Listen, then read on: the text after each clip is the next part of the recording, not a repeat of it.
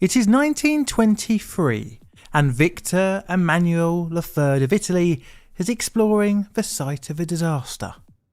As the king casts his gaze across the ruined homes downstream from the Gleno Dam, the question of how must have crossed his mind.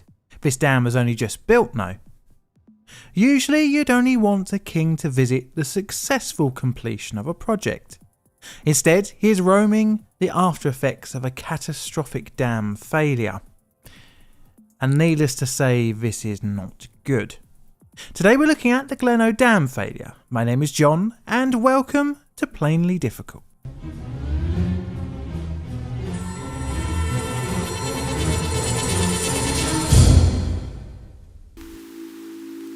Background.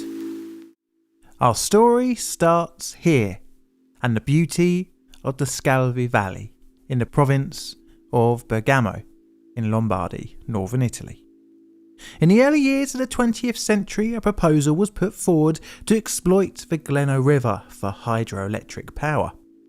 The region was home to the Gleno Textiles Company, and they wanted some of that juicy electricity to run their factories. This would result in a proposal being put forward in 1907 for a dam across the Gleno to create and hold a new reservoir. This would in turn be used to power a hydroelectric power station. It would take nearly 10 years from proposal to project commencement, when in 1916 clearing works had begun preparing the site for a new dam's foundations. The original plans submitted in 1913 were for the dam to be a masonry gravity type. However, these plans would change in 1917, not long after the stone masonry basement close to the lower part of the valley had been constructed. It turned out that a gravity dam would have cost a bit more than the project had anticipated. As such, the dam was re-envisioned as a narrow reinforcement concrete arch type. It would be 220 metres long, which when seen from the top down would look like an S shape. And in total the dam had 25 arches with a height of 45 metres. The newer design was to make use of the first plan's gravity dam's foundations. When you look at pictures of it, like many Italian projects from the time, it's pretty impressive and pretty. However, its beautiful facade was hiding some worryingly ugly defects. As early as 1920, concerns were raised about the quality of the mortar used on the dam.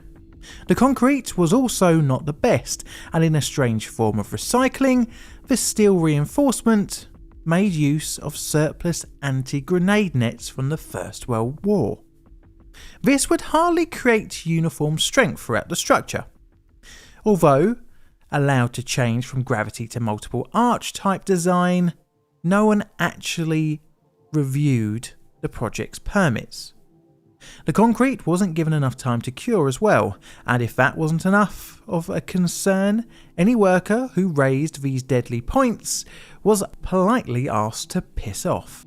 Even though the project had issues, by the start of 1923, roughly 80% of the dam had been completed. Water had even been begun to collect in what would become the Gleno Reservoir, and by completion in October of the same year, some 4.5 million cubic meters of water was being held back by the dam.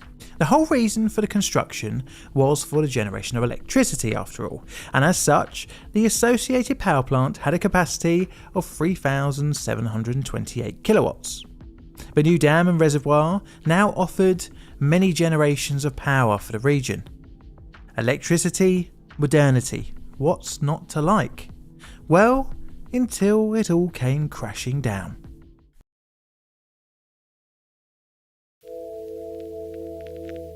The disaster. By December, the dam and lake were complete. For 40 days, the reservoir was full, testing the strength of the structure. But unfortunately, at roughly 6:30 a.m. on the 1st of December 1923, the dam began to shift. This was noticed by a worker. However, before anything could be done, just 45 minutes later, an 80-metre long breach was formed in the central portion of the dam. Within a blink of an eye, the 45-metre tall central section was gone, and a torrent of water battered its way down the valley.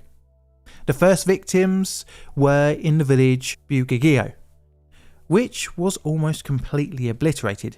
Then Dezo, a frazione of Coller, as well as Corna di Darfo. Polvo and Valbona power stations were also hit, together with a bridge and the chapel of Coller. Water would pummel the valley as the lake emptied its some 4.5 million cubic metres of water. To add further destruction, the flooding, like what we've seen before in other dam disasters, picked up debris along the way, smashing buildings and other infrastructure. The flow of debris and water reached speeds of up to 45 kilometres an hour. In the ensuing chaos, officially 356 people would lose their lives, although this figure is thought to be much higher, with some estimates of over 600, as many hundreds were reported missing after the disaster. The reservoir was at an elevation of 1,535 metres, and the floodwaters would finally settle at Lake Iseo at an elevation of 186 metres. The water had dropped over a kilometre in elevation in less than an hour. The flood had destroyed 3 villages, 5 power stations, as well as other businesses and factories. Although happening in the 1920s, hundreds of photographs would be taken of the aftermath. The Italian public, fascinated as well as shocked by the disaster, bought newspapers by the tonload in order to get as much information on the Gleno Dam's failure. Now clearly the dam didn't work as intended, and with rather a large death toll and several villages smashed up, a large question had to be asked. How did the Gleno Dam fail? Investigation. Almost as soon as the water settled and the casualty numbers were calculated, engineers started picking through the rubble of what remained of the Gleno Dam. It wouldn't take long to see that construction methods and materials were, shall we say, a bit shit. The grenade nets were seen, and the poor quality of mortar and concrete were pretty apparent upon initial investigation. During the foundation construction, it was found that pretty much anything was thrown in amongst the concrete. This included tar, scrap metal, wood, and the usual junk of waste foods, cigarette butts and newspapers. This didn't give the concrete a proper base to adhere to.